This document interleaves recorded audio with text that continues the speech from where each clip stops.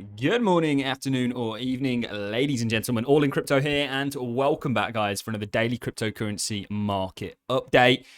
We have got a lot to get into, but we're going to be flying through it, and we will try and keep this video short and sweet and around the 10-minute mark. I know that's typically the sort of time frame you guys like these videos to be.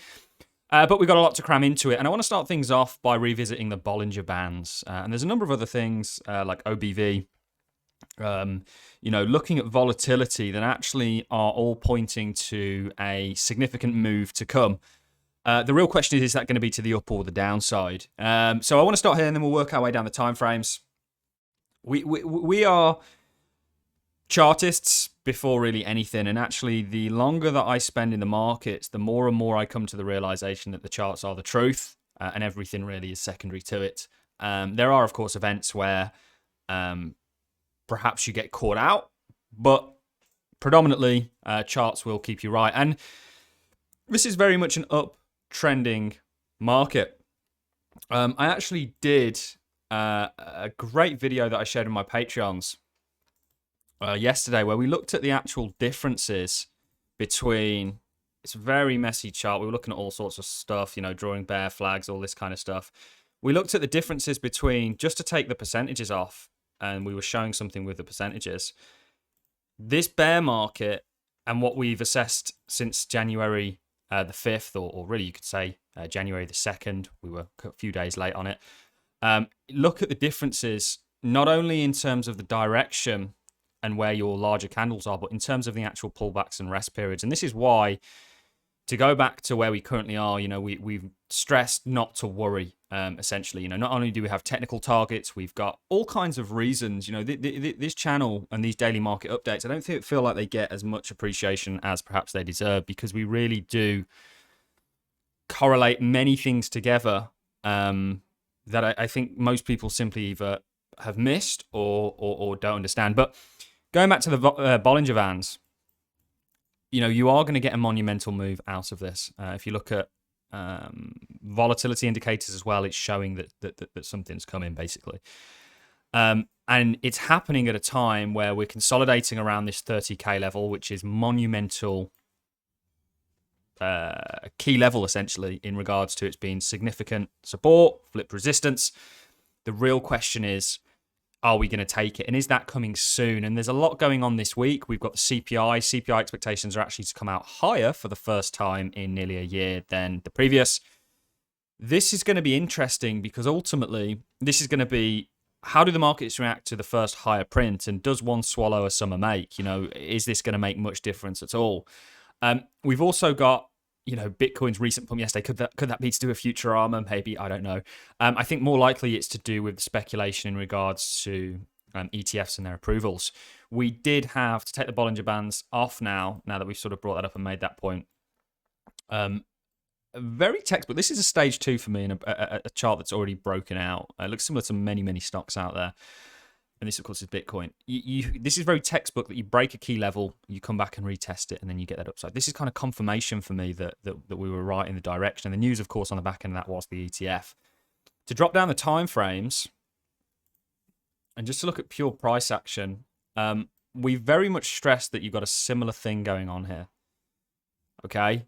And this is going to result in the same kind of a manner. Now, it doesn't have to be now. The real, I guess, test for Bitcoin is, what does it do from here? You are visually, you can see the support that is now acting as resistance. You need to flip that, get above, and take out this here and see that continuation to the upside. So you really need to take out, for me, convincingly, the 31,500 before we take that journey onto the higher sort of 40K range, which I think we'll get to very quickly once we've actually broken out.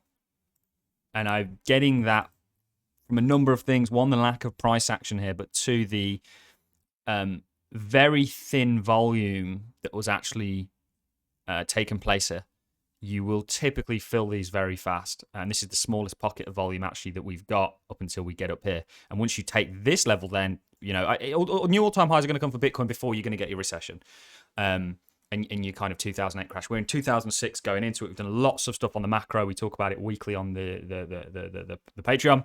So there's lots going on. We're very positive. Short term, we really expressed our kind of uncertainty. Sometimes I am uncertain about the markets, guys. And actually, I think the markets, in regards to what they've been doing, have largely validated that uncertainty that we had. We've got a couple of longs on at the moment. We were chopping between longs and shorts. But we are now, depending on what happens here, setting up for potentially more upside. That's going to be largely dependent on how the market reacts to CPI tomorrow, which is coming out at 130. This is going to be a big number. It's going to affect everything. It's going to affect rate pricing, so on and so forth. On the topic of rate pricing, before we go on to ETF news and other such things, the main market for me to watch right now is the yields.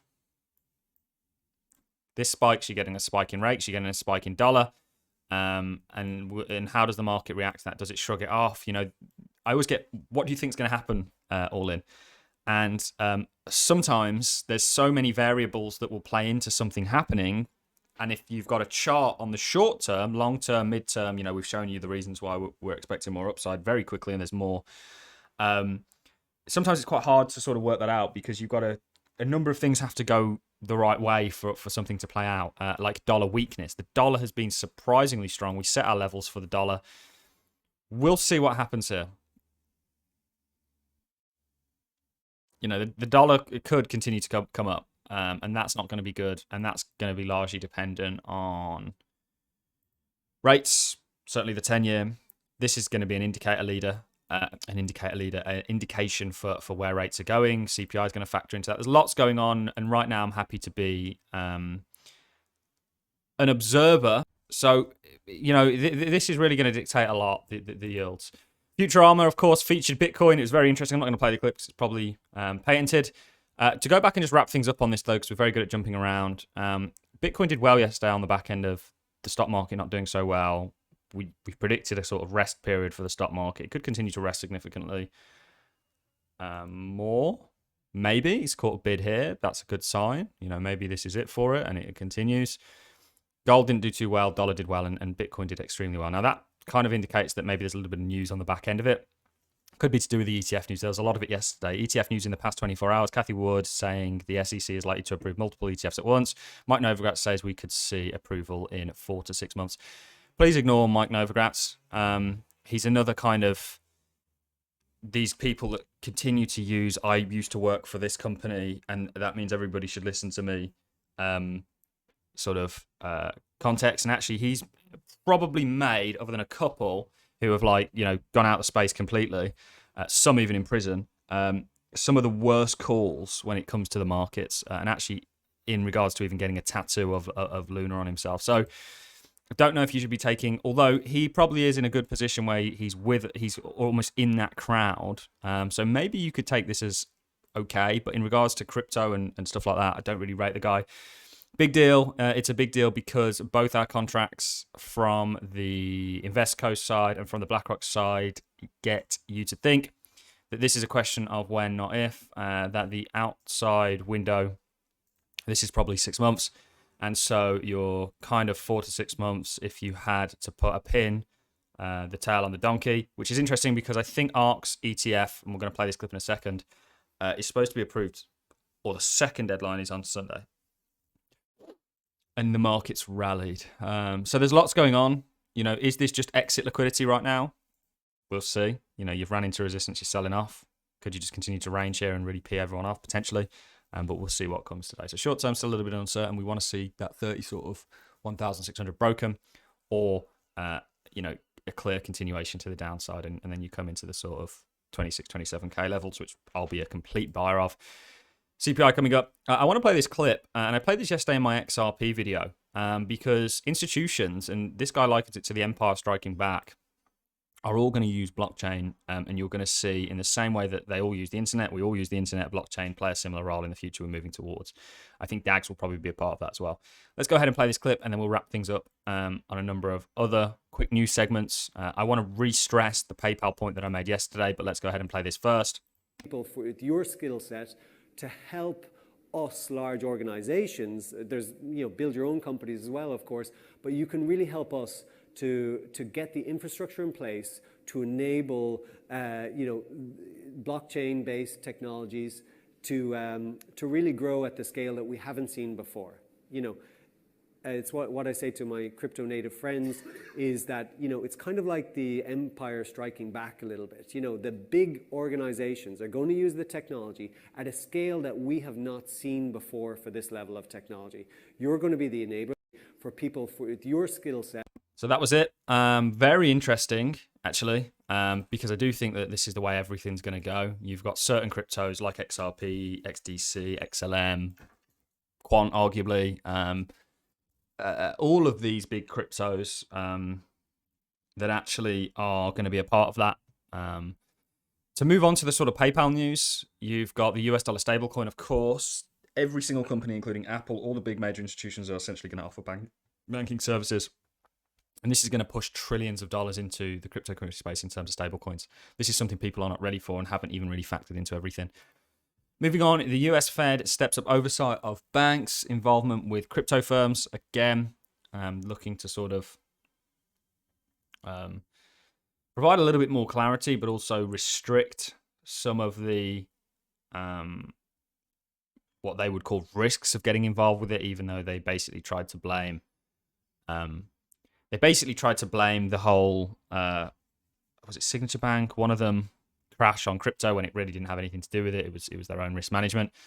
And on that note, I'm going to love and leave you. So it's a little bit uncertain still for me. We'll see what gets taken. We'll just play the levels and not really speculate too much on it until we take them. You know, you guys know, and we've been reiterating this, that we made a decision as a Patreon, as a group, and then came out publicly to get back into the market. And we're still here, and we think you're going to have a good time ahead of you, despite all the bearish rhetoric, despite all the doom and gloom. I think we've been largely validated over the past 8 months, and hopefully we continue to do so, but that's not a guarantee. Make your own minds up. On that note, I'm going to love and leave you. If you enjoyed the content, like us, appreciate it, a comment, and I'll catch you in the next one. Thanks a lot for watching, guys. See you in the next.